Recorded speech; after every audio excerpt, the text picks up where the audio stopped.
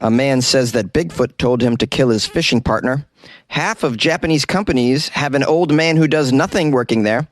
And the police busted a fake cricket league that was streamed for Russian bettors.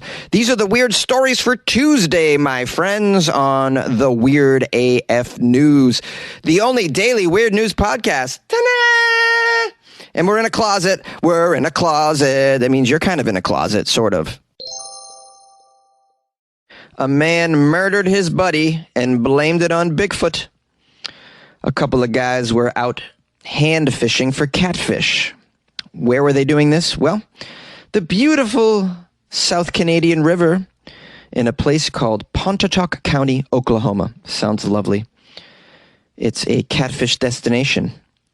Well, this catfish fishing scene turned into a murder investigation because one of the men that was catfishing that day claims Bigfoot forced him to kill his catfishing buddy.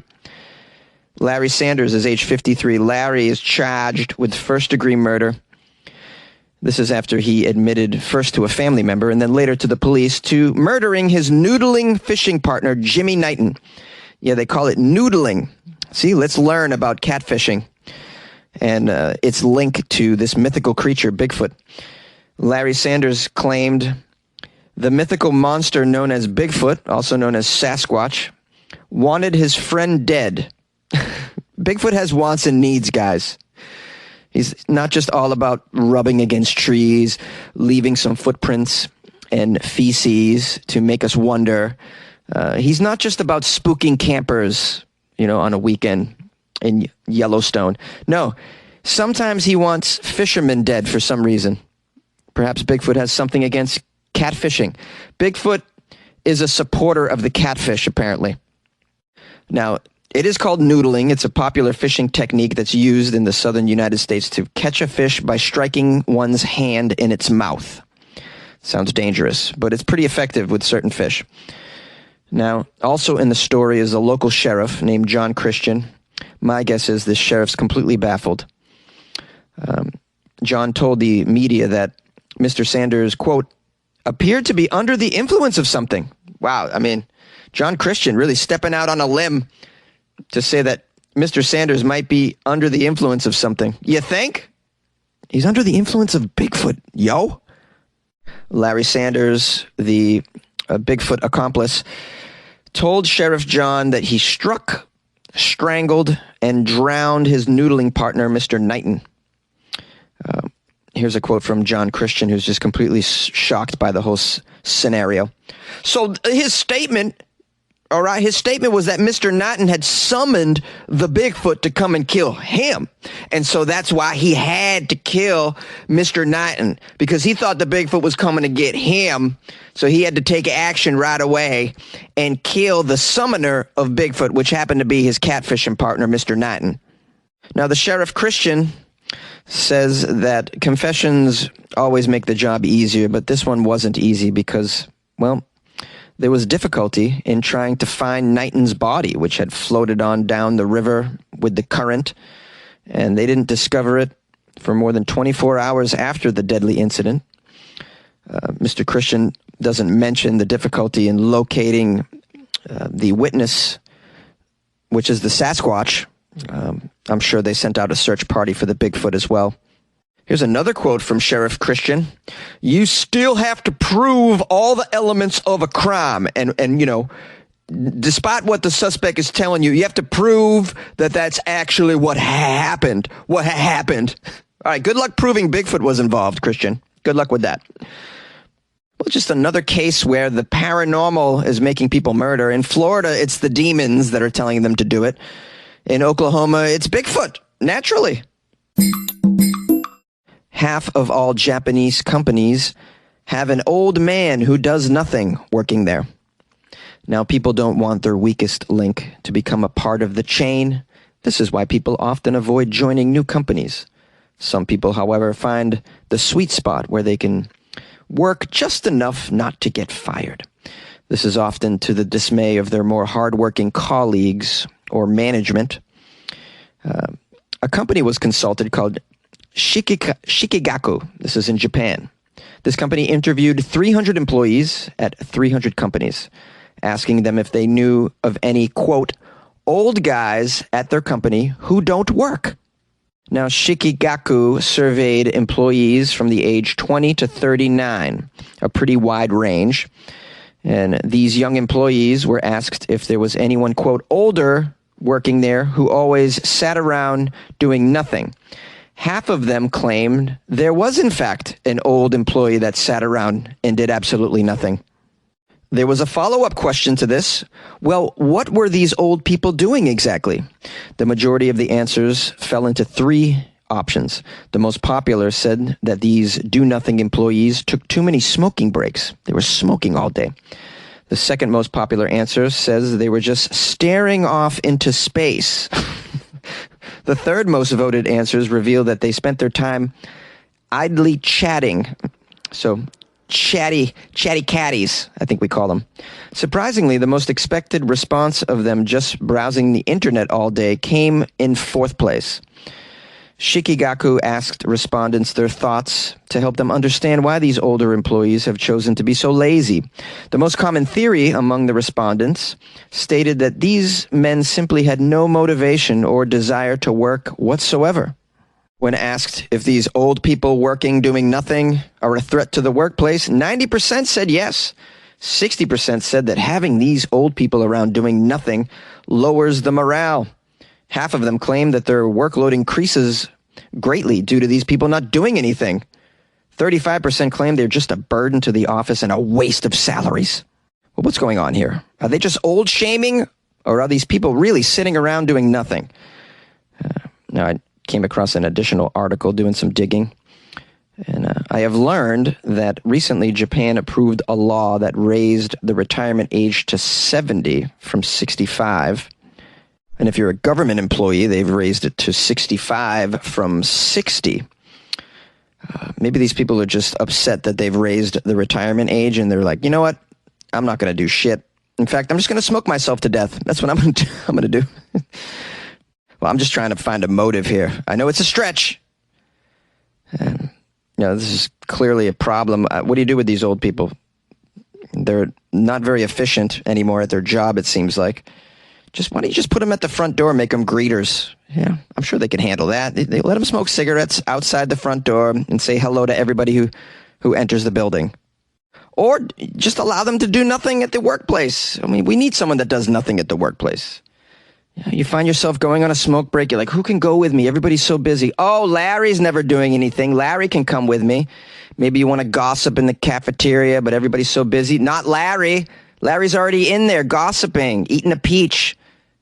These people do serve a function. Oh, I want to go for a Dunkin's run. Who's going to come with me? Oh, Larry's not doing anything. Let's go to Dunkin's, Larry. Drive through. You like podcasts? You're listening to my podcast. Maybe you thought to yourself, I'd like to make a podcast. Too difficult. No, not with Anchor. Anchor has free creation tools that allow you to record and edit your podcast from your phone or your computer. Anchor distributes your podcast to Apple, Spotify, Stitcher, and more. They have advertising integration, so you can even make a little money off your podcast. Everything you need to make a podcast in one place. Download the free Anchor app or go to anchor.fm to get started. And good luck with your podcast. Good luck with your creation. Good luck with your life, man. Farmers in India put on fake pro cricket matches to fool Russian bettors. All right.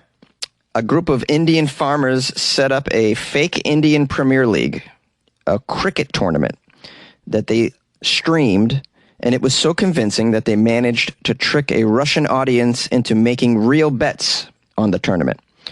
The fake games took place on a farm in the village of Gujarat with 21 farm laborers and unemployed teenagers who were each paid 400 rupees, which is about 5 USD, and tasked with impersonating professional cricket players from well-known Indian teams.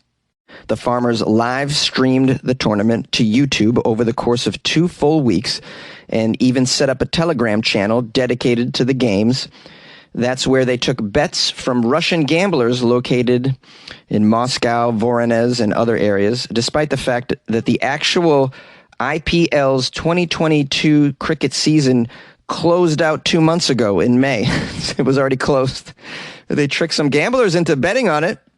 The Farmers managed to fool its Russian audience thanks to some clever thinking and a makeshift setup. They had 5 HD cameras, halogen lights all around the field. They even added sound effects that mimicked the noise of a real large crowd. Oh, this is unbelievable. The players swapped between jerseys belonging to the Chennai Super Kings, the Mumbai Indians, and the Gujarat Titans, while a, quote, umpire paraded the field with walkie-talkies. As the games progressed, one man took on the role of famous cricket commentator Harsha Bogle, who actually acknowledged the group's epic scam on social media. One of the masterminds behind this phony tournament is someone named Shoaib Davda. Shoaib fed instructions to the umpire on the field based on the live bets that they received from the Russians in order to further scam them. The umpire would then make a signal to the batsman and bowler to steer bets in their favor. Indian police busted all of this and the con men during the tournament's, quote, quarterfinals. They all got busted, but I think it's hilarious that they tried to do this. But before they could bust them, they took 300,000 rupees from Russian bettors. So that was the total take during the 5 matches that were broadcast on YouTube.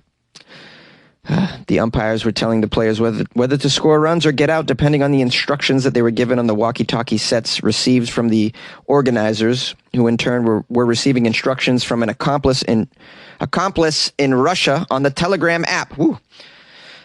You might not know this, but betting on cricket is illegal in India.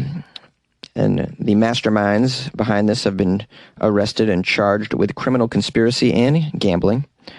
But at the end of the day, I think you got it handed to them. I mean, this is a very complex, sophisticated scam using technologies, and it's just hilarious. Oh, the idea. How do you even get this off the table? I mean, if I pitch this at a meeting, how can we scam people out there in the world? Put on a fake cricket tournament after the real quick cricket tournament ended 2 months earlier, and you name it the same as that previous one that just ended, that's very popular, that everybody knows about, well, except for these dumb Russians. And then you scam Russians to boot. Hilarious. I kind of support this. Angel is a centerfold. Na na na na na na na na na na na na na na. Hey, everybody, sing along with me in the Jay Giles Band. A classic rock band from where? You know, Boston, Mass. That's what's up. We have some good bands from Boston. Have you heard of the Aerosmith? Have you heard of the New Kids on the Block? Perhaps you've heard of New Edition. That's pretty much it, though. Oh, no, James Taylor, also from Massachusetts, from my understanding. Got some good music coming out of Boston.